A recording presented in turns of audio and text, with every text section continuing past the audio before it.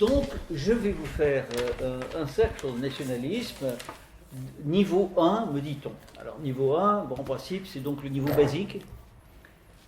Ben, moi, je vais vous dire, le cercle sur le nationalisme, j'aime pas trop le faire, parce que c'est pas facile. Le nationalisme, c'est basique peut-être, mais c'est quelque chose qui n'est pas évident à expliquer. Pourquoi c'est pas facile? D'abord parce que nationalisme, c'est un mot qui a été usé. C'est un mot qui a été utilisé par les nationalistes, mais des tas de gens qui étaient nationalistes d'une manière tout à fait différente de la nôtre. Et puis il y a tous nos ennemis qui ont utilisé également le mot nationaliste comme un repoussoir.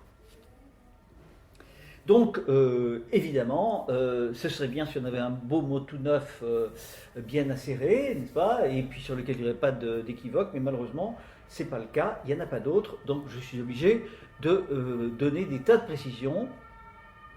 Et je vais exposer mon discours en 3 parties.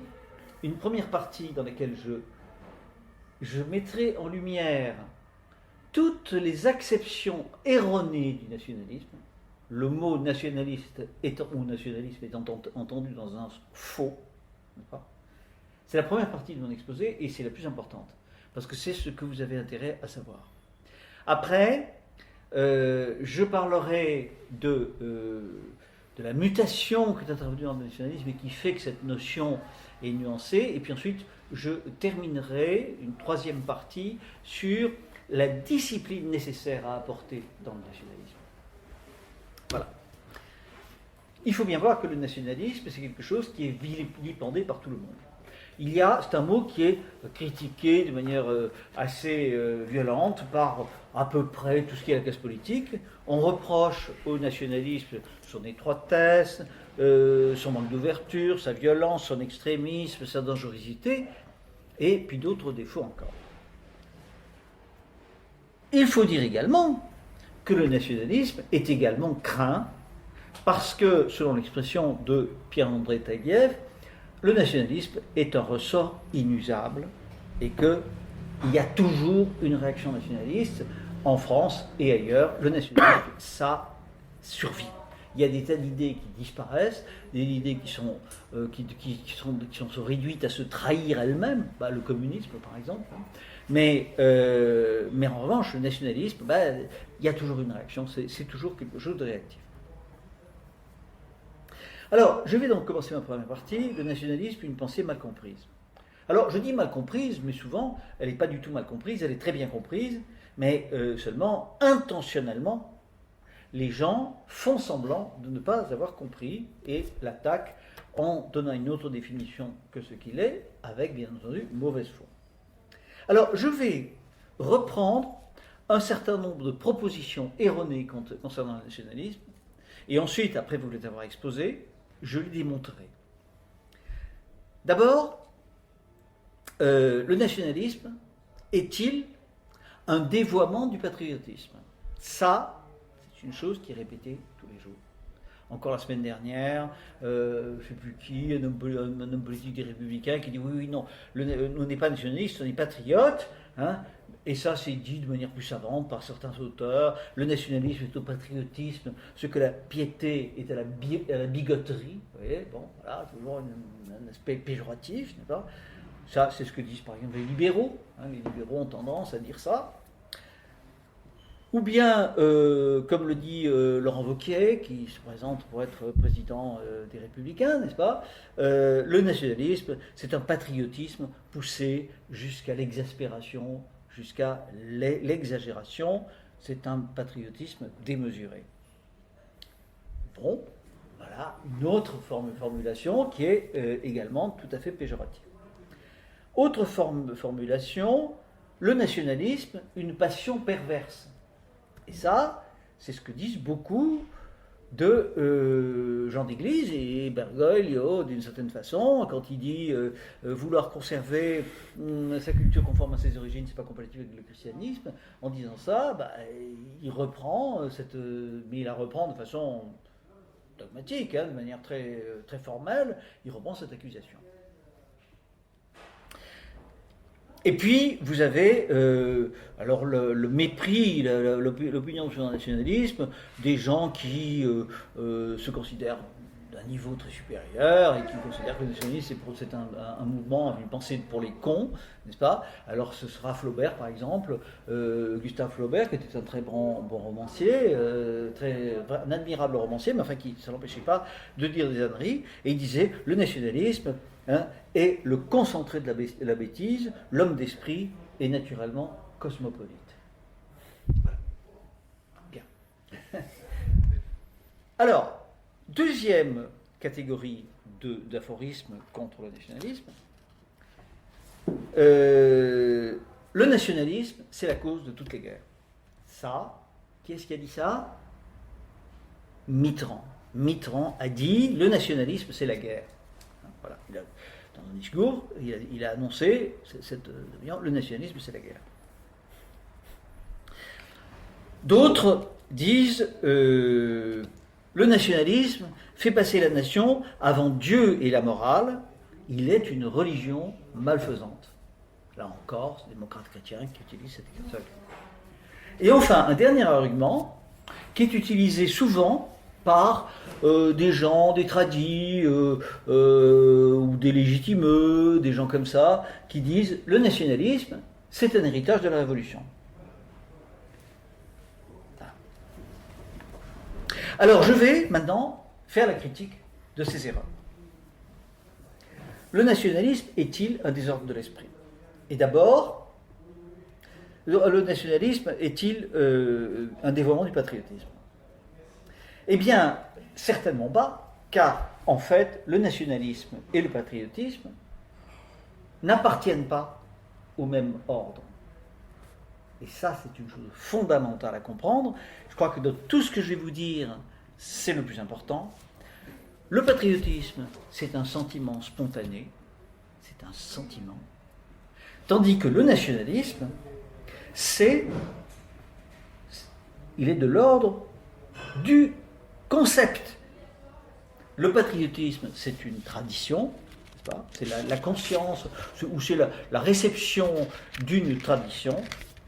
Le patriotisme appartient au domaine des vertus, comme l'amour filial, la reconnaissance envers les parents, la discipline naturelle, le respect dû au maître par l'école, par l'élève. Bon, tout ça, ça fait partie des vertus. Et le sentiment filial, le respect qu'on a pour son père, c'est du même ordre que le patriotisme. Le patriotisme, c'est donc un sentiment tout à fait respectable et même souhaitable et vénérable, bon, mais ce n'est qu'un sentiment. Alors que le nationalisme est d'un tout autre ordre. Il est de l'ordre de la raison critique et de la volonté.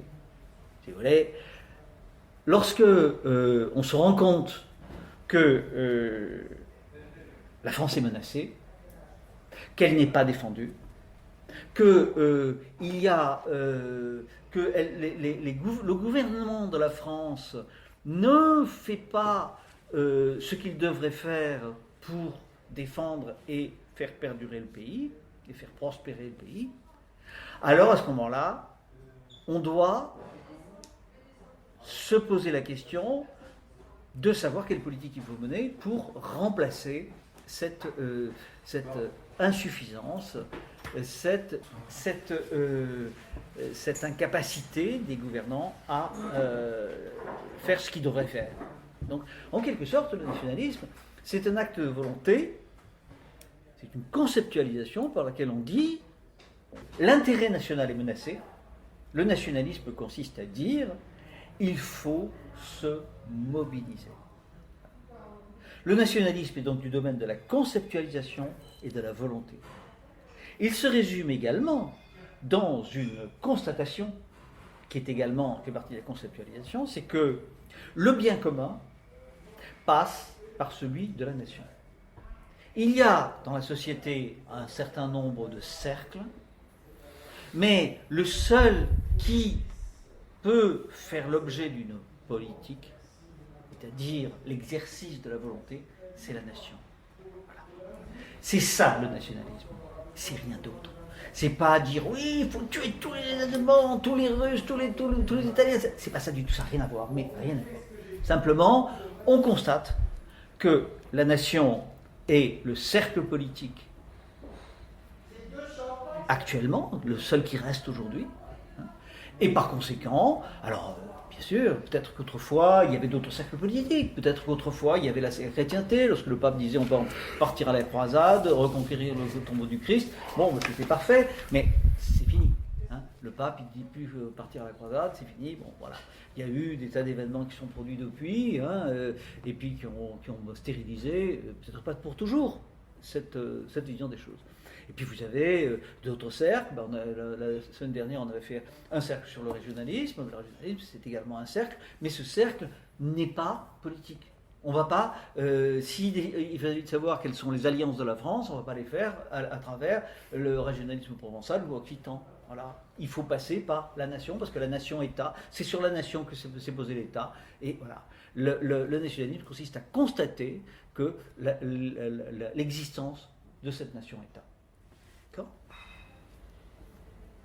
Alors, de plus, le nationalisme est sous-tendu par une angoisse, celle de la disparition possible de la nation.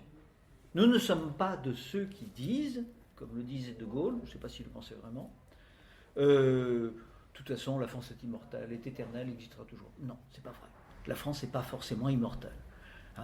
La France, elle peut très bien mourir. Peut-être même qu'elle est morte. Mais il faut vouloir qu'elle vive. Voilà. Ben oui, vous savez, on ne sait jamais ce qui va se passer, on ne sait jamais comment les choses peuvent évoluer. Il y a des nations qui sont mortes aujourd'hui. Il y a des nations qui ont disparu. Oui. Oui, mais elle n'est pas morte, tant qu'il y a des gens comme nous pour y croire encore et combattre pour. Tout à fait, parce qu'on utilise notre volonté. C'est ça, c'est pour ça que je vous dis, le nationalisme, c'est une conceptualisation, une volonté. Mais vous avez des nations qui ont disparu. Et puis, il y a des nations dans lesquelles il y avait encore des gens qui avaient de la volonté, mais ils n'étaient pas assez forts et ils n'ont pas réussi à empêcher le gouvernement, la mort. Donc, la France n'est pas éternelle. L'idée de France éternelle, c'est une idée qui est tout à fait négative, parce que c'est une idée qui nous encourage à la négligence, à la paresse. Pour laisser aller. Comment ? Pour laisser aller. Pour laisser aller. Exactement. Donc, il faut défendre la patrie, il faut défendre la nation, non seulement quand elle est attaquée militairement, mais encore chaque fois que d'autres intérêts prétendent se substituer à elle. Et c'est ce qui se passe aujourd'hui. Alors, dès lors qu'il est ainsi, bien entendu, il ne peut pas en soi être une passion. Comment une idée pourrait-elle être une passion ? Le nationalisme est une idée. Alors il y a des gens qui se passionnent pour des idées, mais bien sûr, mais une idée, ça ne peut pas être une passion. Donc l'idée que le nationalisme c'était l'exaspération, etc., non, pas du tout. Il y a des gens qui peuvent s'exaspérer pour la nation, mais ils peuvent s'exaspérer pour n'importe quoi. Voilà, c'est ça qu'il faut bien voir. Le nationalisme n'est rien d'autre que ce que je viens de dire. De même, le nationalisme ne peut pas être considéré comme l'expression de la bêtise. Là, de la part de Flaubert, nous avons affaire à l'expression hautaine de la forfanterie d'un homme de lettres qui n'avait jamais réfléchi à ce que lui apportait le fait d'appartenir à la nation française. Et ça, c'est malheureusement quelque chose qui arrive très souvent. Les gens qui disent, oui, voilà, non, ça c'est pour les crétins, moi je suis ouvert, je suis citoyen du monde, etc., etc. Bon, en fin de compte, le citoyen du monde, on voit que quand il se trouve à l'étranger et qu'il y a un problème, alors là tout de suite il dit, mais comment ? Mais voilà, je suis français, mais vous verrez qui je suis. Bon. Mais bon, c'est une façon de voir, qui est évidemment pas à considérer comme exemplaire. Réponse aux formules relatives au désordre de l'esprit. Eh bien, la première formule concernant la guerre de Mitterrand est un lieu commun, souvent invoqué par les pacifistes et les sociodémocrates, comme c'était le cas, pas de conviction, mais d'opportunité, pour Mitterrand. La guerre est un phénomène universel. aussi vieux que l'humanité. Il existait déjà à une époque où personne ne savait ce que c'était qu'une nation. Donc, c'est une chose, c'est pas le nationalisme qui fait les guerres. Tout peut être un facteur de guerre. On peut faire la guerre pour des tas de trucs. On peut faire la guerre pour les bons sentiments. Actuellement, on fait la guerre pour des bons sentiments. Hein, pour la démocratie, dans des peuples, les printemps arabes. Vous avez vu, quand il y a eu les printemps arabes, c'est pas longtemps, hein, il y a 6 ans, 6 ans, eh bien tout le monde a dit, ah là là, le printemps des peuples, c'est formidable. Les gens, on voit les gens qui sont bons. Dès le départ, toutes les journalistes qui étaient dans la foule se fait violer. Enfin bon, pas après tout, elle l'avait bien cherché. Mais après, qu'est-ce qui s'est passé? Des bains de sang, des bains de sang. Des millions de gens déplacés, hein, des crimes d'une atrocité épouvantable, filmés. Vous aviez sur Internet, vous aviez les films où on voyait tuer les gens au couteau. C'était hallucinant. Voilà. On a fait la guerre pour les bons sentiments, et voilà ce que ça fait. Et les pires guerres, c'est pas les guerres que l'on fait pour le nationalisme, c'est les guerres que l'on fait pour les religions. Pour une religion. Les pires guerres qu'on a connues, les guerres de religion, ce sont des guerres épouvantables. Hein, vous savez, ici dans ce pays, ça a été une chose épouvantable. Vous aviez des gens à Lectoure, par exemple, eh bien, comment il s'appelait, Agrippa d'Aubigné, qui était un grand poète, n'est-ce pas? Eh bien, il coupait les seins des femmes et il les jetait sur des pics par-dessus les remparts. Vous voyez? Les atrocités que les guerres de religion font, c'est terrible. Et oui, c'est tout à fait logique d'ailleurs. Pourquoi? Mais parce que quand vous faites la guerre pour le bien, celui qui est contre vous ne peut pas être un homme, c'est un diable, c'est pas quelqu'un qui mérite le respect, ce n'est qu'un salaud. Vous voyez? Ça, c'est le problème des guerres de religion. Et aujourd'hui, nous avons des guerres idéologiques. Les idéologies ne sont jamais que des religions séculières. Donc il y a la même attitude, on considère qu'on a en face de soi des gens qui ne méritent pas de vivre, hein, et dont la souffrance est en même temps une louange au bien que l'on propose. Donc ça, c'est une chose qui est vraiment très importante à comprendre, c'est que plus on invoque l'humain, plus on invoque les valeurs supérieures, plus les guerres sont cruelles. Parce que celui qui s'oppose à une cause que l'on estime juste perd sa condition humaine. Les fascistes, comme le disait, je ne sais plus comment il s'appelait, un dessinateur de Charlie Hebdo, les fascistes ne sont pas des hommes, c'est de la vermine. Exterminer la vermine, c'est comme exterminer les cafards, les poux, les punaises, c'est bien. Voilà. Vous voyez ? On parle de l'homme, et plus on parle de l'homme, plus c'est pour retirer la condition d'homme à ceux qui combattent contre vous. Ça, c'est une chose essentielle qu'il faut comprendre. Et il en est de même aujourd'hui avec le djihad. Le djihad qui est une guerre de religion et qui justifie toutes les horreurs. On peut tuer des centaines d'innocents, au contraire, on est sûr d'aller au paradis, d'avoir 30 vierges, non, 60 vierges quand on est mort au djihad. Ouais, voilà, toujours vierge, redevenant vierge après chaque coït. Hein, c'est formidable. Une religion qui est merveilleuse. Bon, eh ben c'est permis parce que c'est Dieu qui l'a voulu. Hein, c'est Dieu qui l'a voulu. Et donc, voilà, c'est une guerre de religion. La guerre de religion, c'est le pire.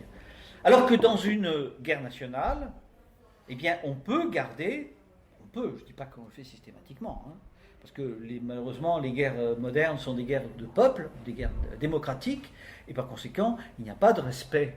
On est obligé de mobiliser les sentiments des gens, pour mobiliser la haine, pour permettre la guerre, ce qui est un désastre. Mais la guerre nationale permet de conserver l'estime pour celui qui se bat pour une autre nation, parce qu'il a le même devoir que soi. C'est ce que Kipling résume dans son expression « Right or wrong, my country ». Hein? Quel est tort ou quelle est raison, je prends parti pour mon pays. Alors, ça veut dire que mon pays peut avoir tort. Hein, voilà. Mais je me bats quand même pour lui parce que... Voilà. Vous comprenez? Voilà ce que c'est que voilà la réponse à cette notion sur le nationalisme, la cause de la guerre. La deuxième formule, qui consiste à dire, je vous rappelle, fait passer la nation avant la morale, il est une religion malfaisante. Eh bien, cette formule, elle est le fait des humanitaires et des démocrates chrétiens. Mais qu'est-ce qu'il y a derrière cette attitude? En fin de compte, il y a un véritable refus de l'autonomie du politique et même du réel. Car si les peuples ne se préoccupent pas collectivement de leur survie, eh bien ils vont disparaître. C'est ce que disaient tous ces pacifistes qui, lorsque la guerre de 40 a éclaté, ont dit nous, on ne se battra pas. Hein, on ne se battra pas, on restera chez nous, on ne se défendra pas. Oui, le peuple qui ne se défend pas, il est conquis et je crois, il est méprisé. C'est comme ça, c'est la règle. Donc c'est une solution qui évidemment n'en est pas une. En réalité, le nationalisme n'entend nullement se substituer à la morale, ni à la morale chrétienne, ni d'ailleurs à aucune autre morale, car il s'adresse à l'État. Les nationalistes se mettent à la place de l'État. C'est un acte de souveraineté d'être nationaliste. Parce que normalement, si on avait un État digne de ce nom, on n'aurait pas besoin de s'occuper de ça. Mais on s'en occupe parce que y a personne qui le fait et que l'État a oublié cette mission. Et donc, le fait de l'idée qui en est, c'est demander à l'État d'effectuer une bonne politique. Or, la politique et la morale sont deux choses différentes, chose que d'ailleurs, semble-t-il, ont complètement oublié les papes d'aujourd'hui. Hein, car saint Thomas d'Aquin dit bien, il y a trois sciences dans la vie, dans la société, dans les trois sciences humaines qui sont l'éthique, le politique et l'éthique et l'économique. L'éthique, c'est la morale individuelle. Bon, très bien, elle s'adresse aux individus. La politique, elle s'adresse aux dirigeants de la cité. Et il est évident que chaque science est autonome. Et de même que l'économique s'adresse aux ménages. Mais si une entreprise, ou aux entreprises, c'est la même chose, si une entreprise décide que par gentillesse, elle ne va pas faire concurrence à une autre entreprise, elle va faire des prix plus bas, qu'est-ce qui va se passer? Elle va faire faillite, c'est tout, parce que c'est comme ça. Et c'est la règle de l'économique. Donc il faut appliquer les règles de l'économique. Et en politique, c'est pareil. Un État qui fait ce que dit le pape, c'est-à-dire qui dit ouvre ses frontières, rentrez mes amis les immigrés, je vous donne tout, c'est simple, il va crever parce que c'est mortel. Mais le pape l'accepte, hein, voilà. Il dit vous avez le devoir de crever. Non, écoutez, c'est intolérable, je suis obligé de le dire ça. Non, mais moi je suis pas rigolo, moi je comprends pas ce qu'il fait. Non, mais c'est un taré. C'est infernal, que c'est une chose. C'est infernal, vous l'avez dit, ils viennent de la faillite. Il faut plus aimer les immigrés que sa propre population. Ah, mais bien sûr, mais il l'a dit. Non, mais le pire, c'est d'avoir dit ça. Que vouloir conserver sa culture conforme à ses origines, ce n'est pas compatible avec le christianisme. C'est très grave parce que qu'est-ce que ça veut dire, signifie? Encore, il dirait ça à des païens. Bon, ma foi, ça, je sais pas, il faut son boulot, quoi. Hein, bon, mais là, il parle des chrétiens. Il faut qu'ils abandonnent leur culture chrétienne. Mais quand il dit que il a donné plusieurs interviews, il dit, alors bon, moi je suis catholique, mais c'est pas grave, il dit, vous les Français ne sont pas assez laïcs et républicains. Alors je lui dis, j'ai fait un commentaire, un doigt d'honneur devant ta face, c'est assez laïque et républicain. Et non. Donc c'est taré quoi. C'est lamentable. C'est un mec qui est censé représenter la religion, c'est taré. Bien sûr. Bon, je passe maintenant à la troisième formule. Bon, celle de ceux qui disent que le nationalisme n'est pas une idée contre-révolutionnaire, mais au contraire, c'est une idée qui vient de la Révolution. Et ça, cette observation, elle mérite une démonstration plus complète. Parce que tout n'est pas totalement faux dans ce qu'ils disent. Et c'est ce que nous allons essayer de montrer. Vous voyez, je vous ai dit que pour moi, c'est pas un sujet casse-gueule, le nationalisme, parce qu'on est obligé de donner des précisions et d'introduire des nuances qui ne sont pas forcément faciles à comprendre. Alors, ceci me sert de transition pour passer à la deuxième partie, le nationalisme, une pensée mutante dans l'histoire. Et ça, le débat dont je vous parle, c'est un débat intense qui existe depuis un siècle. Dès la fin du XIXe siècle, vous avez des auteurs légitimistes ou orléanistes passés au libéralisme, comme le comte de Sonville, par exemple, hein, ou au contraire des royalistes de type carliste, comme le général de Castellino Montfort, qui ont affirmé l'incompatibilité entre le nationalisme et la contre-révolution, en considérant que le nationalisme, c'était une idée de gauche. Et que son adoption par Maurras, et ceux qui l'ont suivi, était un tragique contresens. Et dans les années 30, Thierry Monnier a répondu. Thierry Monnier, ça vous dit quelque chose ? Un grand penseur de la filiation maurassienne, qui a écrit dans les années 30, qui est mort il y a 20 ans, et qui a toujours essayé de raison garder, de redéfinir, de recerner, de rendre les concepts maurassiens plus accessibles. Et il a fait du bon boulot. Thierry Monnier a donné des précisions à ce sujet. Et dans les années 50, vous avez deux personnages que vous connaissez peut-être, Marcel Clément, fondateur de l'Homme Nouveau, journal de l'Homme Nouveau, et Jean Madéran, hein, qui avait été d'Action française, d'ailleurs, et qui est resté très favorable à Maurras, mais enfin, il a quand même écrit un bouquin, Enquête sur le nationalisme, pour emmerder la F, dans lequel, justement, il affirmait que le nationalisme était une idée de gauche. Et dernièrement, enfin, il y a une petite dizaine d'années, il y avait eu un débat entre le professeur Paulin et Bernard Lugan sur le nationalisme maurassien.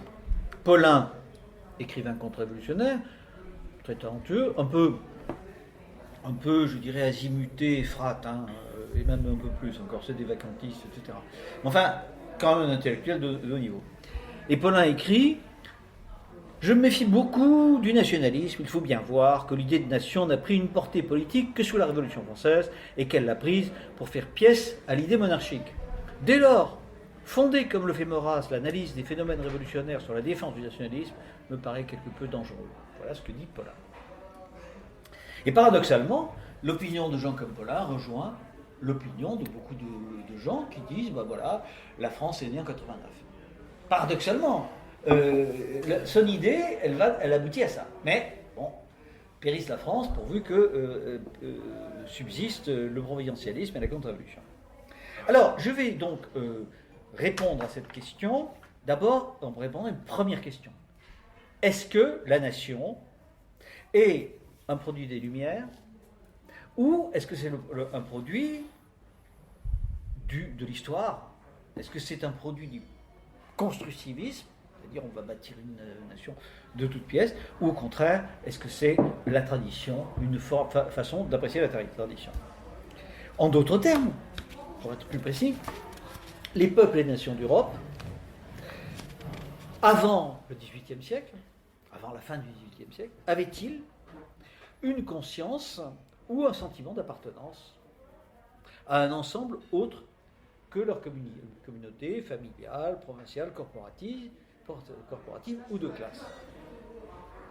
En tout cas, ce qui est sûr, c'est que les premiers contre-révolutionnaires, que ce soit Burke, Mestre, Bonald, n'ont pas de doute sur le sujet. Les nations, selon eux, existaient bien.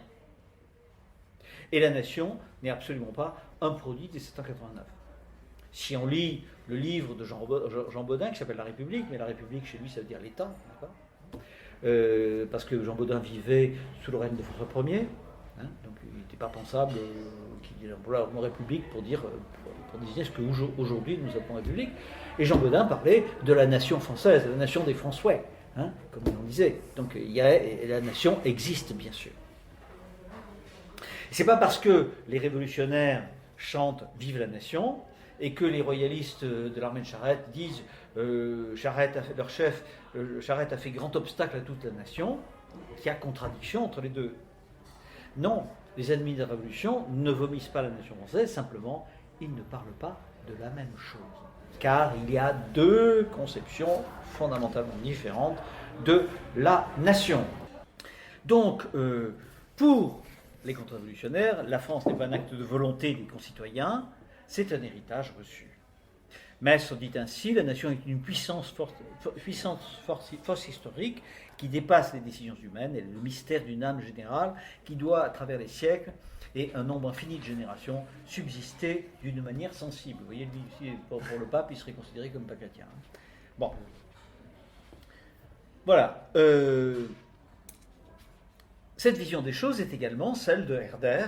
Alors Herder, si vous ne connaissez pas Herder, c'est un homme, un penseur allemand de l'époque des Lumières, qui a été le premier à mettre en avant la notion de nationalisme. Et un nationalisme très enraciné, puisque Herder fonde sa pensée sur la tradition populaire. C'est le fondateur de l'ethnologie. Point de vue intéressant. Et Herder observe que dans chaque peuple, une raison humaine agit, irremplaçable et inassimilable à tout autre. Ce qui est en totale opposition à tout ce que disent les Lumières. Contre les Lumières, Herder remplace la raison humaine par une raison humaine, portant ses propres canons et ses propres principes, et bien entendu, irréductible aux autres. Et cette pensée, elle a été développée par Maistre, qui n'aimait pas Herder, mais ça fait rien, il développait la même pensée que lui.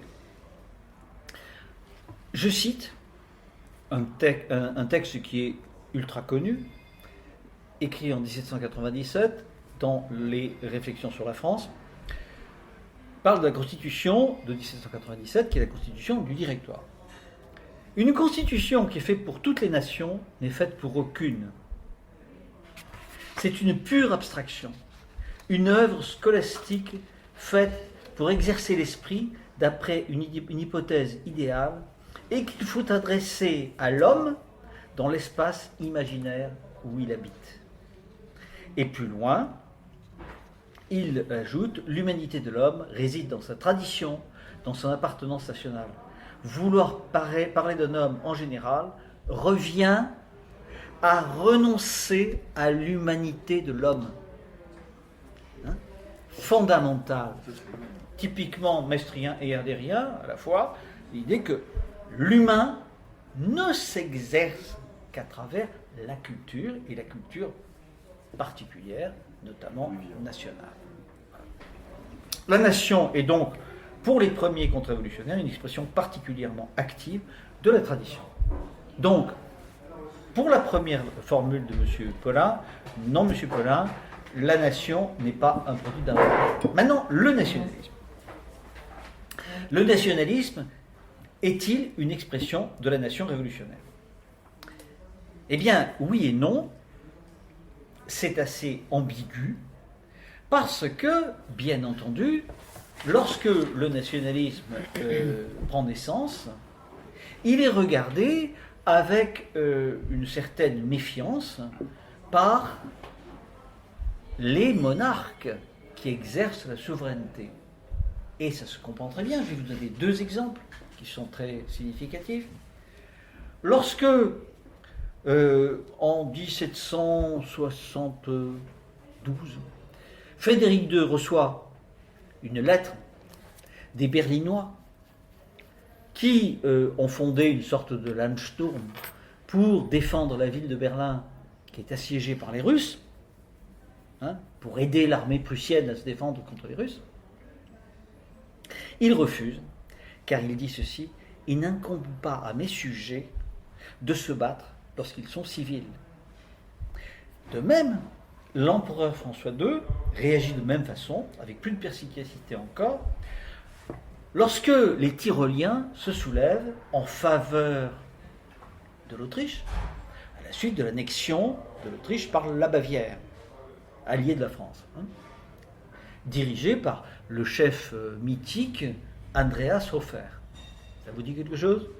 Andreas Hofer, chef tyrolien contre-révolutionnaire, qui est nationaliste, qui est mort d'ailleurs fusillé par les Bavarois et les Français, parce qu'il avait voulu soulever le peuple tyrolien contre la Bavière pour garder fidélité à l'empereur François II. Et que dit François II au départ? Il dit: aujourd'hui, ils sont patriotes pour moi, demain, ils peuvent être patriotes contre moi. On ne peut pas résumer mieux ce que j'appellerais l'usurpation innocente que le nationalisme fait à l'égard du pouvoir légitime. Quand vous dites voilà ce qu'il faut faire pour la patrie, voilà ce qu'il faut faire pour la nation, etc., ça veut dire que vous vous mettez à la place du pouvoir. Bien sûr, parce que le pouvoir n'est pas légitime, parce que le pouvoir a abandonné la défense de la nation. Mais évidemment, quand c'est un pouvoir légitime qui est au pouvoir, qui est à la tête de l'État, eh bien, il peut dire, oui, bon, franchement, en disant ça, vous êtes des usurpateurs, vous n'avez pas le droit de me dire ça. D'ailleurs, vous savez, c'est exactement ce qui se passe avec Cadoudal. Vous connaissez Cadoudal, le grand chouan, n'est-ce pas? Cadoudal qui a été fusillé il a été guillotiné par Napoléon, parce qu'il avait cherché à assassiner Napoléon, bon, on comprend, enfin, bon. Et quand il est mort, eh bien, le couperet, il a crié, il avait une voix très forte, vive le roi, vive, et à ce moment-là, le couperet est tombé. Voilà. Ces dernières paroles, donc c'est vous dire si c'était un royaliste, et il disait,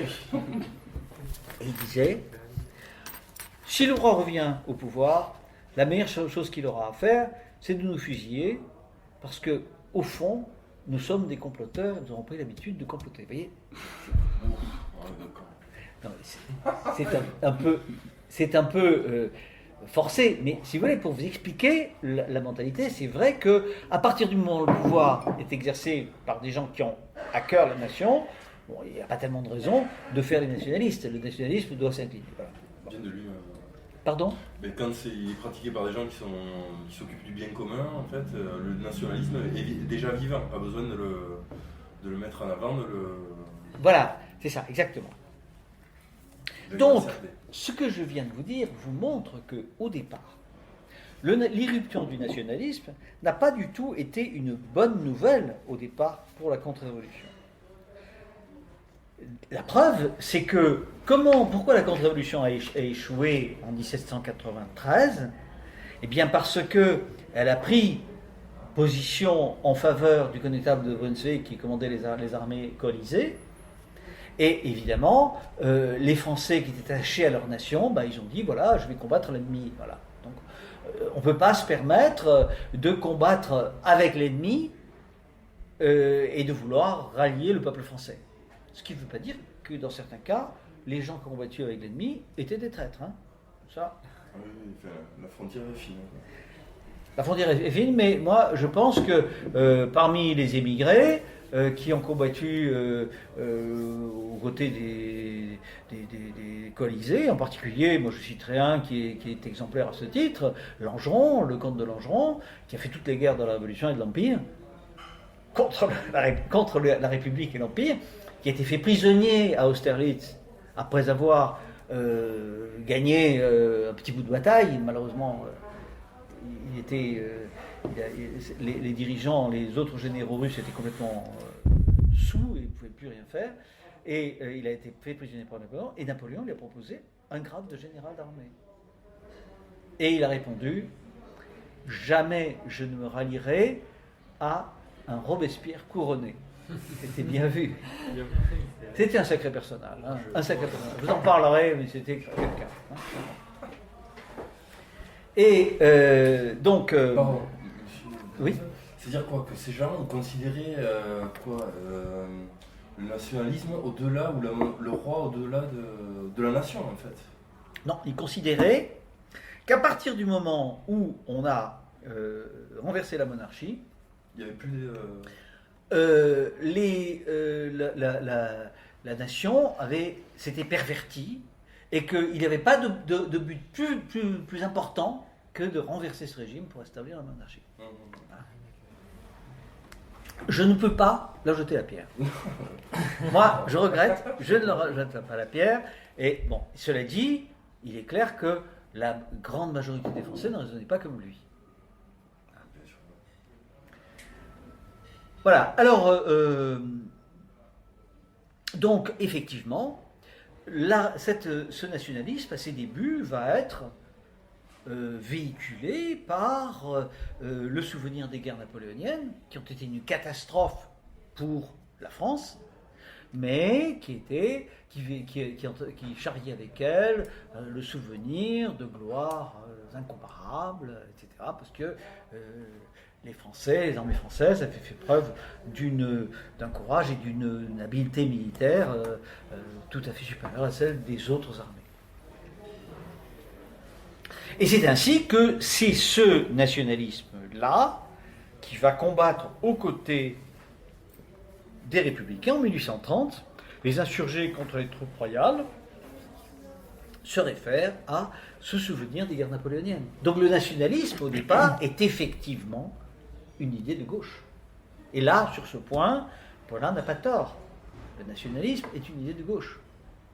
Mais c'est une idée de gauche qui, en fin de compte, n'est pas vraiment déterminée par la gauche. Elle se situe à gauche.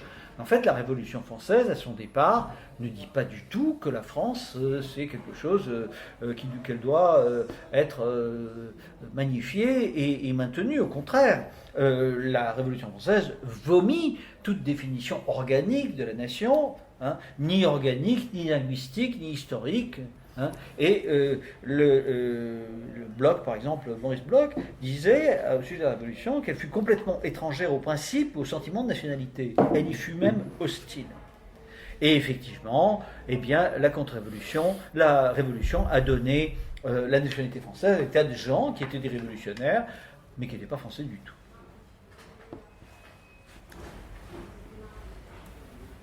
Donc, le nationalisme, au départ, vient d'une réaction qui n'est pas conforme à l'idéologie de la Révolution, mais il accompagne la Révolution. Et il se réfère à la Révolution. Et puis, il y a une mutation considérable qui se produit.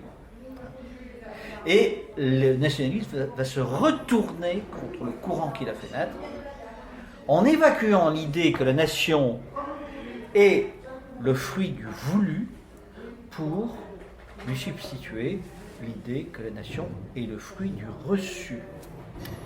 Le reçu par l'histoire, par le sang ou par la tradition. Et donc, sans s'en rendre compte, les masses françaises se ralliaient à une idéologie traditionnaliste, tout en croyant toujours être fidèles à la pensée de la Révolution. Je vous prends un exemple, Boulanger.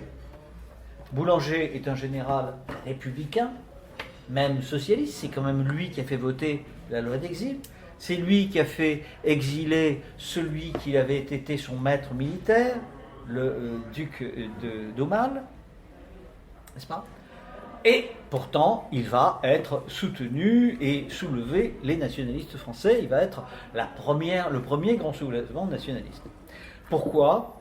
Eh bien parce qu'il y a un événement qui se produit et qui va tout déclencher. Cet événement, vous le connaissez, c'est la guerre de 70.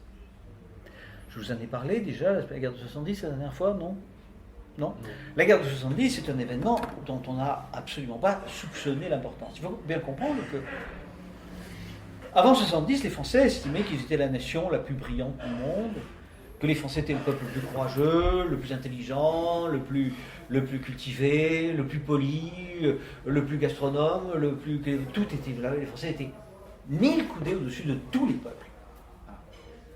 Par conséquent, on donnait la leçon au monde entier. Et puis, en 70, on a été battu par un État qui était plus petit que la France, moins nombreux que la France, et qui de surcroît rejetait une grande partie de ce que la France considérait comme son message, le message de 89, des droits de l'homme, et tout ça. Bon. Et en fait, l'Allemagne bismarckienne, elle va utiliser les ressorts de la politique pour déclencher une guerre dans des conditions très mauvaises, et pour la France du moins, et la gagner grâce à l'efficacité de son armée, plus disciplinée que l'armée française, mieux armée que l'armée française, avec des armes plus efficaces, une artillerie plus efficace, des fusils plus efficaces, etc., etc. Et la France va être battue, et l'armée prussienne va pénétrer, défiler dans Paris, au sein de la marche militaire de Schubert.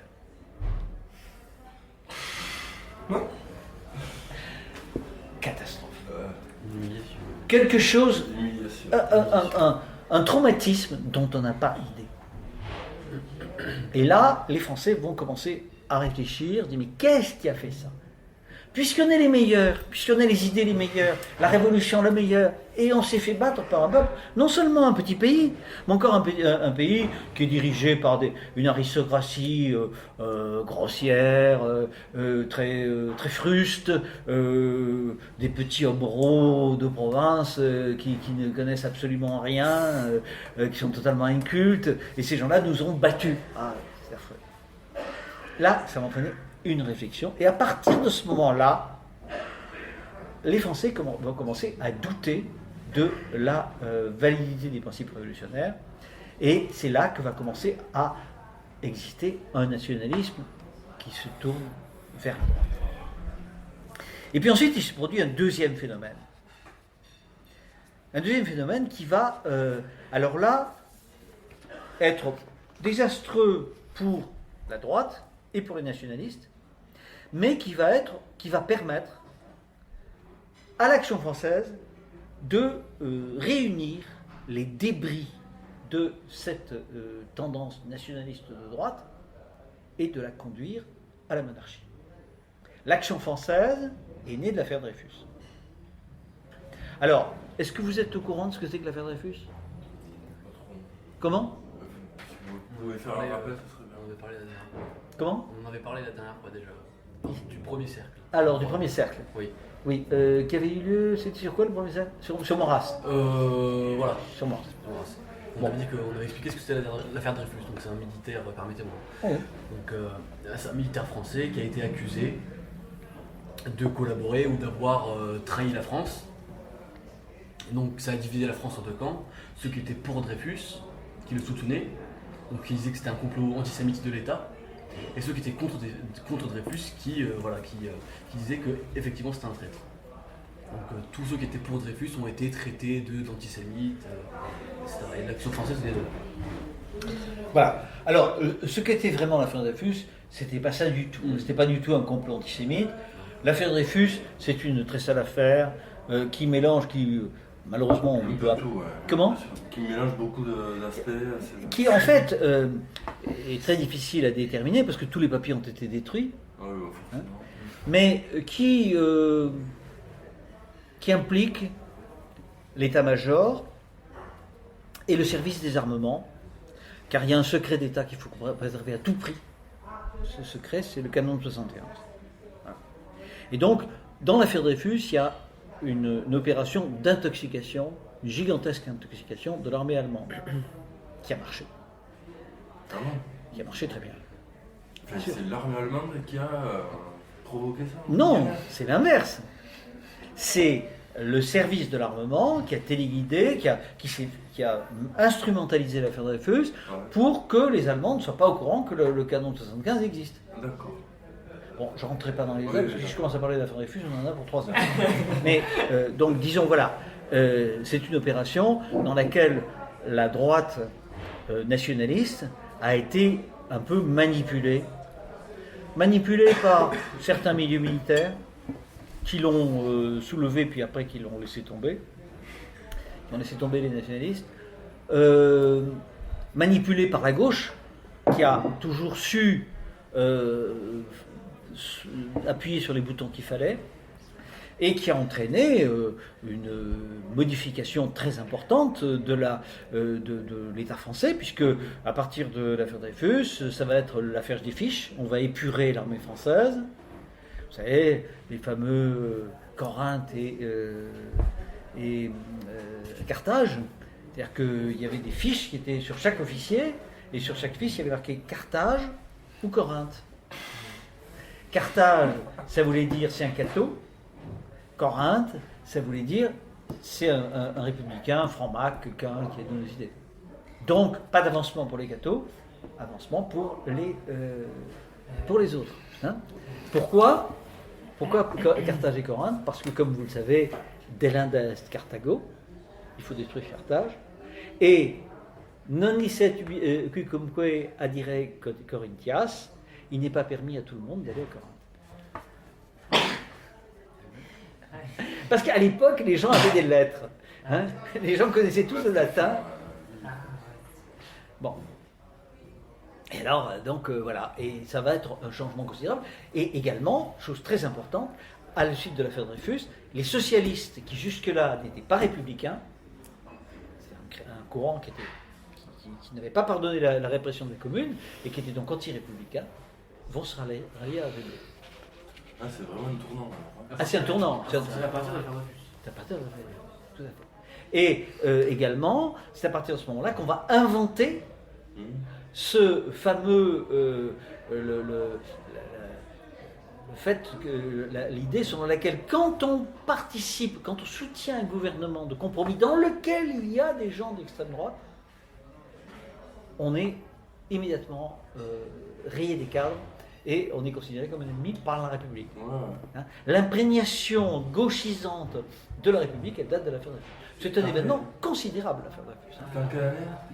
L'affaire Dreyfus, elle a lieu, elle commence en 1898. Voilà, 1898. Mais le procès va continuer jusqu'en 1902, 1903. Ah, mais ça vient un peu en préparation de la loi 1905, quoi. Ah, mais tout à fait. Mais c'est la conséquence directe. Ouais. Absolument. Conséquence directe de l'affaire Dreyfus. Ouais, complètement. Donc, les nationalistes républicains se sont fait complètement manipuler et l'AF a réussi à les convertir à la monarchie et à son action. Comment? Eh bien, en faisant comprendre aux nationalistes qui ne pouvaient pas se contenter de parler de la patrie, la nation, il faut une doctrine. Il faut une idéologie. Bon, le mot idéologie, l'AF, on n'aime pas. Pour des raisons philosophiques, disons, un peu démodées, mais bon, peu importe, l'idéologie, j'entends au sens de ce qu'on donne à Sciences Po, une doctrine, si vous voulez, voilà. Mais une idéologie, c'est pas seulement une doctrine, c'est une doctrine qui également contient, dans la définition Sciences Po du mot, qui contient également des slogans, qui contient également des mots d'ordre. Voilà, hein, ça l'idéologie. Pour Sciences Po. D'accord. Alors, bien sûr, sur le plan thomiste, idéologie, c'est tout autre chose. C'est pour ça qu'à l'AF, vous savez, à l'AF, on est très conservateur sur le vocabulaire. Hein. Alors, quand on dit idéologie, non, on n'est pas une idéologie, on n'est pas une... Ah, d'accord. Bref. Et Maurras va être vraiment exemplaire à ce sens, parce que le soir où tout le monde est écœuré, où tous les nationalistes disent c'est fini, c'est perdu, la guerre est perdue, on est complètement roulé, qu'est-ce qui se passe à ce moment-là? Eh bien, vous avez le suicide du colonel Henry. Ça vous dit quelque chose? Bon, le colonel Henry, c'était un officier des services secrets qui était sorti du rang, un brave mec, très, sans doute très dévoué à ses chefs. Et pour punir Dreyfus, qui était désigné à la vindicte de ses supérieurs, il va fabriquer un faux document, dans lequel Dreyfus dit, voilà, je vous vends ces armes, etc., etc. Ce document est un faux. Et celui qui va découvrir le faux, c'est un officier d'action française. On l'a souvent... Ça, bien sûr, la légende de Dreyfusard ne vous le dit jamais. Le capitaine Cugnier. Et à la suite de ça, démasqué le colonel Henry se suicide. Bon, moi j'ai des doutes sur son suicide. Hein. Parce que quand on est gaucher, on ne se sert pas de sa main droite pour se couper avec une lame de rasoir. Pour se couper la gorge avec une lame de rasoir. C'est ça. Enfin bref.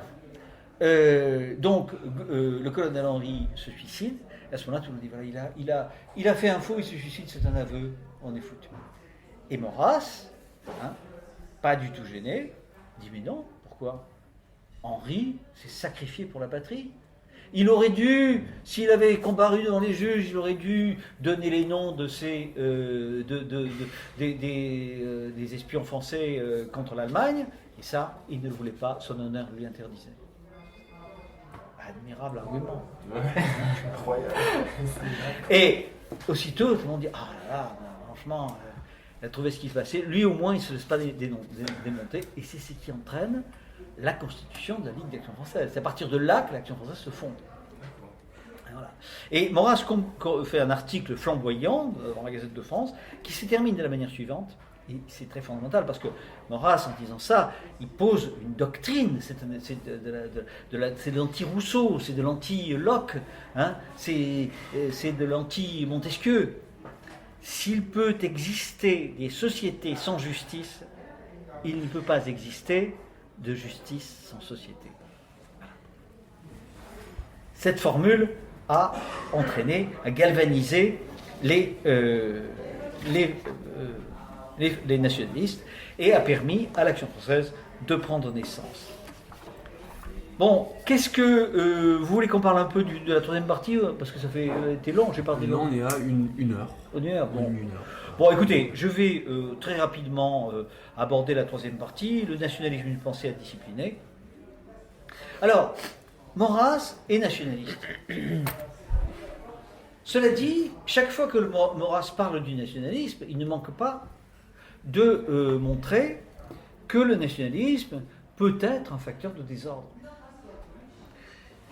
Et bien qu'il s'affirme nationaliste intégral, eh bien, il reconnaît que le nationalisme, quand il aboutit au principe de nationalité, par exemple, est une catastrophe. Parce qu'il est évident que toutes les nations ne peuvent pas avoir un État. Il y a des États multinationaux, et donc il n'est pas nécessaire que le nationalisme provoque l'instabilité de toutes les frontières européennes. Et il n'est pas nécessaire que tous les régionalistes s'érigent en nationalisme pour exiger d'avoir un État. Et donc, Maurras va considérer que le nationalisme qui a sa préférence est un nationalisme réglé, un nationalisme mesuré. D'ailleurs, le mot nationalisme intégral, chez Maurras, ne signifie pas le nationalisme le plus extrême possible. Quand il dit intégral, ça veut dire, c'est en application à la règle, c'est en allusion à les règles mathématiques, n'est-ce pas ? Une intégrale, c'est la poursuite d'une équation jusqu'à son terme. Le nationalisme intégral, ça veut dire tout simplement le nationalisme qui aboutit à la monarchie, au rétablissement de la monarchie. Et c'est pourquoi Bernard Lugan répond à Claude Pollin, je vous ai fait allusion tout à l'heure au début de cet exposé à Claude Pollin, en exprimant son désaccord avec ses réticences, et il dit ceci, sur quoi j'adhère pleinement. En fait, Maurras regrette l'unité perdue, l'unité chrétienne du Moyen-Âge. Maurras dit très exactement, puisque cette unité chrétienne que nous regrettons a disparu, portons-nous du moins sur ce créneau que nous contrôlons, qui est le nôtre et qui est la nation. Mais chez Maurras, conclut Lugan, la définition de la nation est totalement contraire à la définition révolutionnaire. C'est pourquoi je pense que si l'on fait un amalgame entre sa définition de la nation et la pensée révolutionnaire avec sa définition jacobine, individualiste et égalitaire, on passe à côté de la question. Voilà. Écoutez, je crois que j'en ai terminé. J'aurais pu... Des questions ? Moi j'en aurais une.